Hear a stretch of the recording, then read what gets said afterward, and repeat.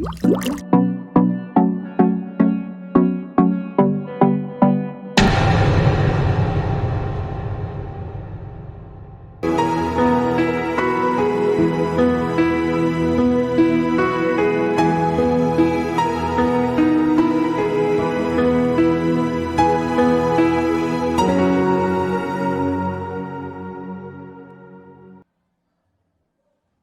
siang Pak Den. Siang, Bu. Pak Den, sebelum Bapak melakukan coaching, boleh kita ngobrol sebentar? Boleh, Bu, boleh. Baik. Kalau boleh saya tahu apa yang menjadi tujuan dari coaching ini? Iya, Bu. Tujuan dari coaching ini adalah untuk mengantarkan Pak Iwa dalam mencapai apa yang menjadi tujuan beliau dan membantu Pak Iwa untuk menemukan kekuatan dirinya dalam pembelajaran begitu, Bu. Sekaligus merencanakan apa yang ingin dikembangkan oleh Pak Iwa. Oh iya, baik Pak Den, dalam proses coaching itu kan ada beberapa hal yang harus diperhatikan ya oleh seorang coach, di antaranya adalah kehadiran penuh atau presence, mendengarkan aktif dan mengajukan pertanyaan berbobot. Nah, dari kompetensi tersebut yang ingin dikembangkan oleh Pak Deden kali ini, kompetensi yang mana? Mungkin ini dikarenakan pertemuan pertama dengan Pak Iwa tuh, mungkin saya akan mencoba memaksimalkan kompetensi yang mendengarkan secara aktif begitu, Bu. Oke, baik. Kompetensi yang ingin Bapak kembangkan berarti mendengarkan secara aktif ya Pak ya? Iya. Boleh dijelaskan secara spesifik Pak? Jadi begini, Bu. Saya akan menyimak dengan baik apa yang dituangkan oleh Pak Iwa, akan mendengarkan lebih banyak, dan mungkin saya akan lebih sedikit berbicara begitu, Bu. Fokus dan pusat komunikasi di sini ada pada Pak Iwa sebagai coachnya, yakni sebagai mitra bicara. Saya akan mengesampingkan agenda pribadi atau apa yang ada di pikiran Pak Iwa, termasuk penilaian terhadap Pak Iwa itu sendiri. Semoga di sini saya bisa memahami keseluruhan makna yang bahkan tidak terucapkan oleh Pak Iwa itu sendiri. Baik Pak, saya bisa mengerti. Dan menurut Bapak nih, apa yang menjadi indikator ketercapaian dari tujuan pengembangan kompetensi yang Bapak inginkan? Menurut saya yang menjadi indikator ketercapaiannya adalah ketika saya bisa menangkap kata kunci yang terucap oleh Pak Iwa. Kemudian saya mampu memahami situasi yang sedang dihadapi oleh Pak Iwa. Strategi apa yang kira-kira Pak Deden persiapkan dalam proses coaching ini? Saya akan berusaha menggunakan percakapan berbasis coaching dengan alur tirta, Bu. Kemudian di sana saya melakukan percakapan tentang pemecahan masalah. Boleh dirinci Pak penjelasannya seperti apa? Oh iya, Bu. Saya di sini akan menggali jawaban melalui percakapan dengan Pak Iwa, seperti mengajukan pertanyaan tentang tujuan perencanaan, apa yang ingin dicapainya, kemudian menentukan ukuran keberhasilan, mengidentifikasi hal-hal yang harus disiapkan atau dikembangkan, mengidentifikasi hal-hal yang sudah ada yang bisa membantu keberhasilan, dan mengidentifikasi dukungan yang diperlukan. Serta yang paling penting di sini supaya Pak Iwa memunculkan rasa tanggung jawab dengan menyepakati kapan akan melakukan sesi untuk refleksi atau kalibrasi. Baik, silahkan Bapak melakukan coaching dan izinkan juga saya mengobservasi ya Pak ya. Oke, siap Bu, mangga. Terima kasih ya Bu. Sama-sama Pak.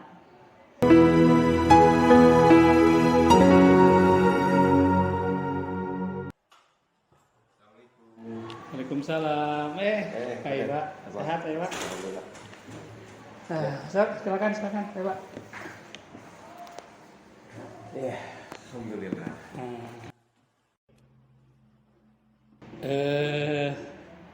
Ada apa nih Pak Iwa? Sini. Sebelumnya terima kasih Pak Deden. Iya. Mohon maaf mungkin waktunya terganggu sama saya. Pada kesempatan ini ada sedikit yang ingin saya obrolkan dengan Pak Deden. Sebetulnya jauh-jauh hari saya pengen ngobrol ini dengan Pak Deden. Gitu. Kira-kira apa yang mau diobrolin nih Pak Iwa? Ya, hari ini saya akan mencoba membicarakan tentang permasalahan dalam proses pembelajaran saya di kelas Pak Deden. Jadi di kelas itu kan kebetulan saya ngajar mata pelajaran PAI ya di SD. Itu WAPA PAI itu dari kelas 1 sampai kelas 6, dari kelas bawah sampai kelas atas. Nah, dalam proses pembelajaran ini ada satu fenomena gitu yang saya hadapi di kelas pada saat itu ketika saya ngajar di kelas bawah, khususnya di kelas 1. Saya mendapati peserta didik yang nggak mau nulis nulis itu di kelas 1 gitu. Jadi permasalahannya ada murid yang susah nulis. Ya. Tapi itu khusus kelas 1 begitu? Ya, betul di kelas 1. Di kelas 1 aja. Berapa persen kira-kira yang sulit dalam menulis tersebut? Kalau secara kuantitas ya saya kebetulan hanya 1 orang saja itu. Oh, 1 orang permasalahannya. Satu orang murid atau peserta didik yang dia nggak menulis. Sudah disuruh gimana pun dia nggak mau nulis. Jadi cuma 1 orang pada. Jadi sekarang kita akan membicarakan permasalahan yang anak tersebut yang kesulitan atau susah tidak bisa menulis begitu. Betul. Tidak bisa menulis atau malas menulis itu. Kalau lihat di realitanya ya mungkin salah satu pemicunya karena dia belum terampil menulis sehingga menimbulkan dia jadi enggan menulis, jadi malas menulis, mungkin seperti itu Pak. Gitu. Nih Pak Iwa, kita kan punya waktu sebentar nih ya. Nanti ada rapat juga saya. Kira-kira apa yang ingin didapatkan dari percakapan kita kali ini nih? Saya ucapkan terima kasih Pak Deden udah bersedia menyempatkan waktunya. Nah, pada kesempatan ini yang saya dapatkan dari proses diskusi atau obrolan ini dengan Pak Deden adalah saya ingin memperoleh solusi Pak Deden. Gitu. Saya ingin memperoleh solusi dari permasalahan yang saya hadapi dalam proses pembelajaran yang tadi sudah saya sampaikan. Dari permasalahan tersebut, Pak Iwa sudah mensiasati atau melakukan hal-hal apa untuk memberikan motivasi kepada murid tersebut? Sejauh ini yang saya sudah lakukan ketika boleh cerita sedikit pada silakan. detail lagi ya. Jadi begini, pada waktu itu kebetulan saya ngajar kelas 1 dan kelas 1 itu jadwalnya dari pagi ya, jam pertama di hari Senin. Nah, pada saat itu saya pada posisi sedang ngajar materi tentang beriman kepada Allah. Nah, pada saat itu seperti biasa proses pembelajaran seperti biasa dilakukan. Kemudian saya seperti biasa menyapa peserta didik keseluruhan, melakukan persepsi dan lain sebagainya. Kemudian seperti biasa juga saya di kelas 1 itu, karena kelas 1 itu kan dalam proses pembelajarannya memerlukan metode media yang beda dengan kelas atas itu kan, untuk lebih menarik mereka supaya minat belajarnya lebih tinggi lagi. Saya menggunakan media dengan gambar-gambar gitu kan, gambar-gambar yang korelasinya dengan materi tersebut. Nah, setelah itu kan tentu saja dalam proses pembelajaran kan, apalagi kelas 1 ada proses menulis Pak Dede. Proses menulis. Nah, pada saat proses menulis tersebut sebetulnya tidak terlalu banyak dan masih dalam proses sederhana gitu, menulis sederhana saja. Nah, kemudian seperti biasa saya tulis di depan hanya mungkin paling 10 kata lah, karena saya menyesuaikan dengan daya tulis mereka, tulis mereka dan daya baca mungkin daya baca mereka pada saat itu ya. Mulailah ditulis sama saya di depan board, dan kemudian saya perintahkan anak-anak untuk meniru dan menulisnya di buku tulisnya masing-masing.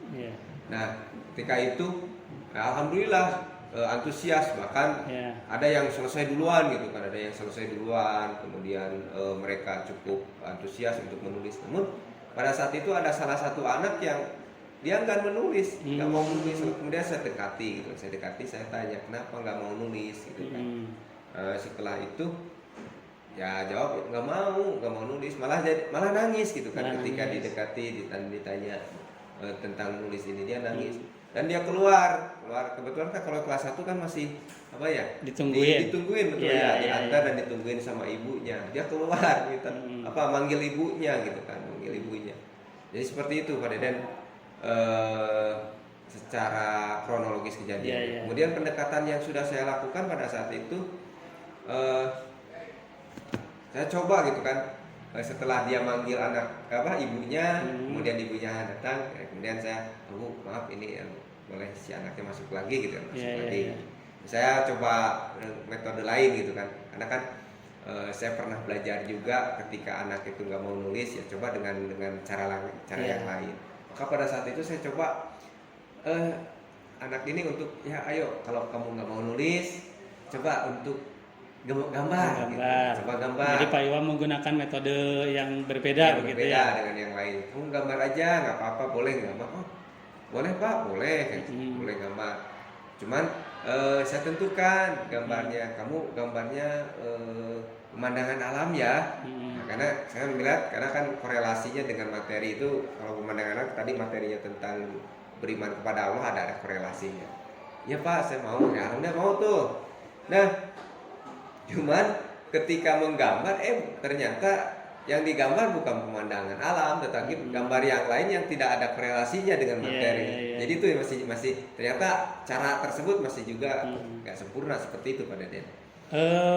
Pak Iwa pernah nggak menelusuri penyebab atau latar belakang yang menyebabkan anak tersebut seperti itu begitu? Iya.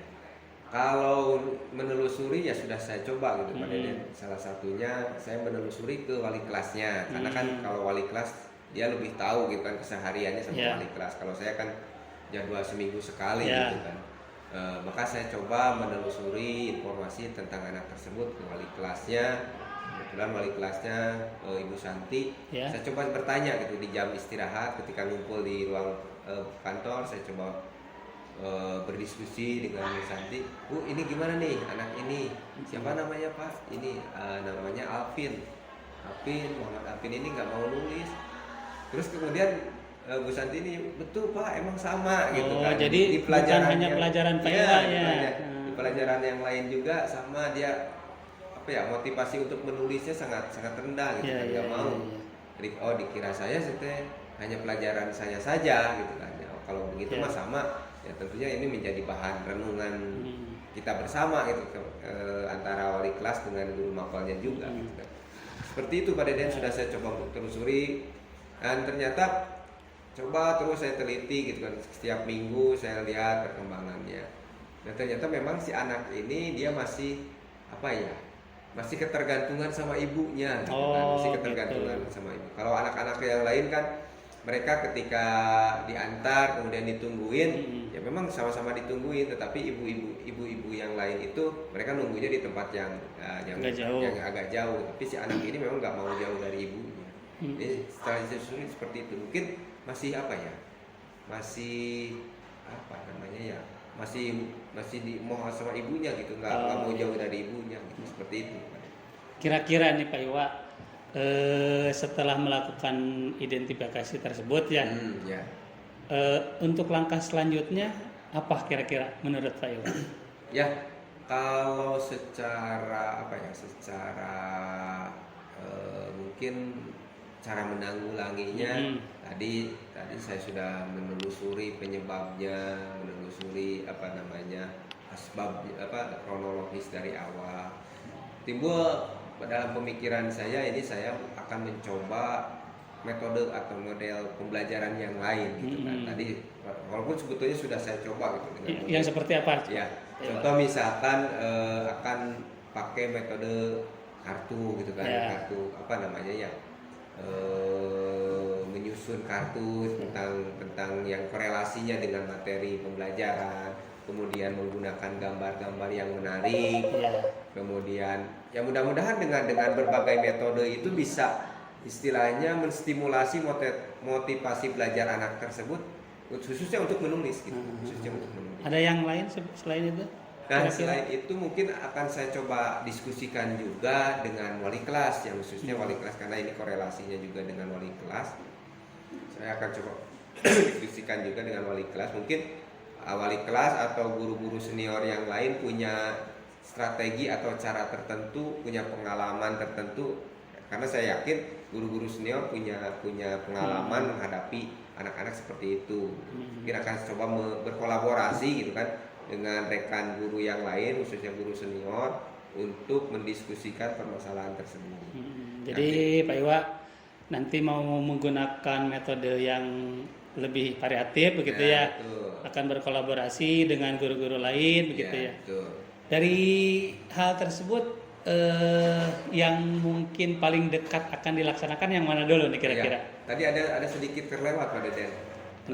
Ketika penyelesaian masalah mungkin tadi baru sampai ke kolaborasi dengan masih ada. Masih ada. Ada satu lagi mungkin yang akan saya lakukan adalah mencoba berkomunikasi dan berkolaborasi dengan orang tua murid. Penting itu Pak Iwa, bagus sekali. Setelah ditelusuri tadi kan ternyata dia si anak ini masih kalau bahasa Sundanya miinung gitu kan, masih terlalu dekat dengan orang tuanya sehingga dia belum mampu untuk dilepas. Ya saya akan coba berkomunikasi, berkolaborasi dengan orang tua murid tersebut dengan istilahnya ya ngobrol santai saja dengan orang tua tersebut supaya bisa menelusuri, dan tentunya ketika sudah bisa menelusuri tentu ya istilahnya minta tips-tips dari orang tua tersebut apa sih yang disukai oleh anak ini gitu kan. Sehingga kan kalau ibunya pasti tentunya keseharian dengan dia, apa yang dia suka akan tahu, seperti itu. Sehingga ya mungkin mudah-mudahan dengan pendekatan, dengan komunikasi, dengan kolaborasi dengan orang tua murid tersebut bisa memperoleh informasi lebih detail lagi tentang anak ini. Dan mungkin ketika sudah memperoleh informasi nanti bisa memperoleh langkah apa yang akan ditempuh untuk istilahnya memperoleh solusi dari permasalahan dengan anak tersebut. Karena yang saya lihat ini hanya anak itu saja yang seperti itu, yang lainnya alhamdulillah gitu kan. Dan setelah diterusin memang dia terlalu terlalu ketergantungan sama ibunya. Mungkin itu Pak Deden. Kemudian keterkaitan tadi dengan yang Pak Deden tanyakan, yang paling dekat yang akan dilakukan adalah saya akan coba dulu berkomunikasi dengan orang tua. Karena itu penting gitu. Ketika saya sudah tahu secara detail tentang anak tersebut, mungkin itu akan menjadi langkah berikutnya untuk mengetahui bagaimana mencarikan solusi atau menanggulangi dalam menanggapi dari perilaku anak tersebut. Seperti itu Pak Dede. Jadi skala prioritasnya akan berkolaborasi dengan orang tuanya begitu ya. Betul. Setelah itu baru nanti setelah tahu kan secara detail, secara psikologisnya seperti apa, kebiasaannya seperti apa, nanti akan berkolaborasi dengan rekan guru senior, kemudian dengan kepala sekolah. Nah itu akan ditentukan langkah berikutnya seperti apa. Jadi kita media pembelajarannya akan saya gunakan untuk apa? Karena kita kan punya bahan dulu nih, bahan dari dasarnya seperti apa, lalu mempetakan ini harus seperti itu. Seperti itu Pak Deden. Kalau dalam bayangan saya yang akan saya lakukan ke depan seperti itu. Kira-kira nih kapan nih Pak Iwa untuk melaksanakan yang 3 hal itu? Yang pertama misalkan kan kita mau menghubungi orang tuanya, yang kedua mau berkolaborasi dengan rekan sejawat kita, yang ketiga menentukan media pembelajaran, metode yang akan kita gunakan. Kira-kira kapan bisa diruntut coba? Kalau untuk bertemu atau menemui orang tua murid mungkin secepatnya Pak Deden. Secepatnya di minggu-minggu ini akan saya lakukan supaya ya ini kan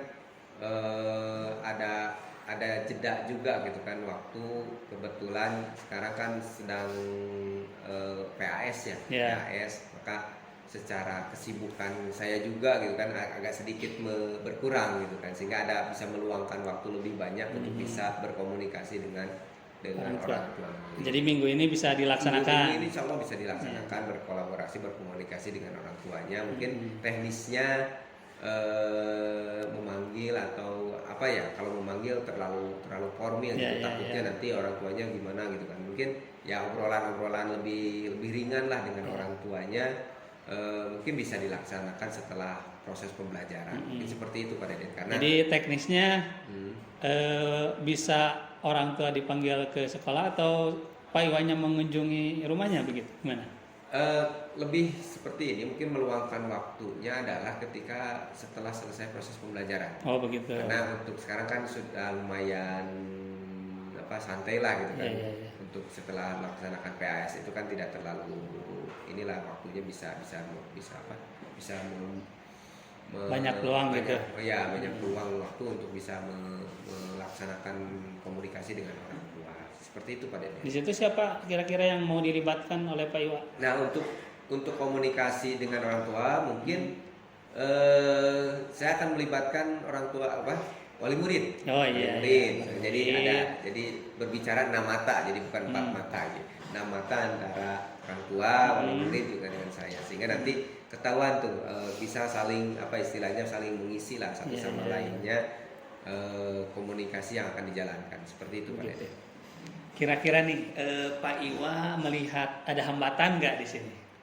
Kalau hambatan mungkin sejauh ini karena hambatannya adalah mungkin kesibukan Pak Deden ya, kesibukan membagi waktu karena memang ada berbagai aktivitas yang dilakukan khususnya oleh saya gitu, dalam proses waktu untuk meluangkan waktu itu, makanya kalau dilihat dirunut secara permasalahan sebetulnya ini masalah sudah cukup lama, tapi mungkin untuk atau memperoleh solusi atau menyelesaikan permasalahan ini perlu waktu karena memang menyesuaikan waktu supaya ini pas gitu kan, waktunya pas dengan waktunya dengan saya, dengan orang tua murid, dengan wali kelasnya juga. Mungkin hambatannya itu Pak Deden, mensinkronkan waktu itu seperti itu. Jadi ada solusinya juga dalam mengatasi hambatan tersebut gitu ya? Sudah bisa. Ya.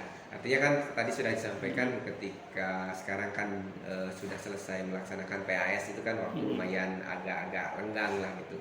Kalau guru mapel itu kan kayak ngamen gitu, disebut ngamen itu pindah dari satu kelas ke kelas yang lain itu, jadi sehingga ya cukup padat gitu kan. Beda dengan guru mapel, misalkan guru wali kelas itu kan bisa ngobrol dengan orang tua muridnya langsung di kelasnya itu dalam proses pembelajaran. Mungkin seperti itu Pak Deden. Baiklah, ini Pak Iwa, kita di ujung sesi ini. Iya. Apa nih yang sudah dapatkan dari obrolan kita ini? Ya luar biasa Pak Deden. Saya bersyukur alhamdulillah dan berterima kasih kepada Pak Deden sudah meluangkan waktunya, dan ternyata dari obrolan ini banyak hal yang saya dapatkan. Pak Deden sudah mengeksplor, sudah menggali. Ternyata ketika sudah diobrolkan secara gamblang gitu kan, muncul juga ide, muncul juga gagasan dari diri saya untuk menyelesaikan masalah yang saya hadapi. Ketika saya masalah itu masih saya pegang sendiri, ya luar biasa. Saya bingung harus gimana. Ternyata setelah ada stimulasi dari Pak Deden luar biasa, sehingga muncul gitu kan ide-ide dan gagasan-gagasan. Yang tentunya dari yang tadi sudah saya sampaikan tatkala berbicara permasalahan yang saya hadapi tadi tentang murid yang tidak mau menulis, ternyata alhamdulillah saya sudah mendapatkan solusi dari hasil obrolan ini, bahwasannya tadi ada 3 langkah yang bisa saya lakukan. Yang pertama berkomunikasi dengan orang tua murid, kemudian berkomunikasi dengan rekan sejawat dan kepala sekolah, kemudian melaksanakan tindak lanjut dari hasil kolaborasi tersebut dengan istilahnya merubah metode model pembelajaran yang saya lakukan. Mungkin itu Pak Deden, luar biasa. Ini sangat bermanfaat sekali bagi saya. Alhamdulillah ya Pak Iwa, mudah-mudahan obrolan kita ini bisa bermanfaat buat saya sendiri dan juga buat Pak Iwa. Iya. Mungkin sampai di sini kira-kira kita akan ngobrol lagi kapan nih? Oh iya. Untuk membahas kembali tentang masalah Alpin ini. Ya. Betul, penting Pak Deden ini ya sebagai bahan evaluasi juga dari hasil obrolan ini. Nanti setelah saya menjalankan tiga hal yang tadi sudah disampaikan, solusinya mungkin insya Allah dalam kurun waktu 1 bulan ke depan, insya Allah. Oh iya. Nanti telepon saja saya. Ya, insya Allah saya akan hubungi lagi Pak Deden, dan jangan bosan-bosan juga. Siap untuk bisa mendengarkan kesah saya Pak Deden. Siap. Mudah-mudahan dengan obrolan ini ya tentunya ada perubahan yang signifikan dalam proses pembelajaran yang saya lakukan. Amin. Terima kasih Pak Iwa sudah mempercayai saya. Mudah-mudahan kedepannya pembelajaran yang di kelas Pak Iwa lebih maju lagi, ada perubahan yang lebih signifikan. Begitu Pak Iwa. Ya. Sekali lagi terima kasih Pak Deden atas waktunya. Oke. Pamit undur Pak Deden. Siap. Assalamualaikum.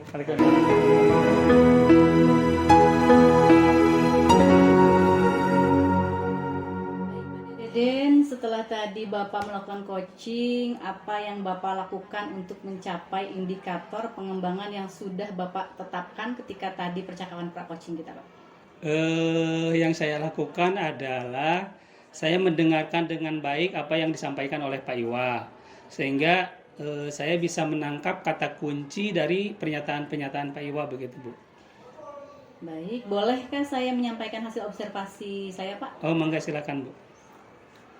Menurut saya secara keseluruhan proses coaching yang Bapak lakukan sudah berjalan dengan baik. Alhamdulillah Bu. Beberapa kali tadi Bapak dapat menangkap kata kunci dari pernyataan coach sehingga Bapak dapat menyampaikan pernyataan terbuka. Ya. Strategi alur Tirta pun sudah tergambar dengan jelas ya. Oh iya, terima kasih Bu. Baik, menurut Pak Deden, kompetensi apa lagi yang ingin dikembangkan ke depannya dalam proses coaching ini, Pak? Mungkin saya ingin berlatih lagi dalam proses coaching, terutama dalam membuat pertanyaan yang berbobot dan berusaha untuk menciptakan presence dalam proses coaching ini, Bu. Baik, untuk selanjutnya kapan kita akan melakukan percakapan untuk merefleksi kembali nih, Pak? Mungkin Bapak yang ingin bawa kembangan ke depannya. Sepertinya sebulan ke depan gitu, Bu. Bisa? Bisa. Baik Pak Den, terima kasih atas waktu dan kesediaan Bapak untuk percakapan kali ini. Sampai bertemu lagi bulan depan berarti ya Pak ya? Oh iya, baik Bu. Terima kasih juga dari saya. Sampai bertemu kembali mungkin bulan depan ya Bu. Ya, Assalamualaikum Bu. Waalaikumsalam.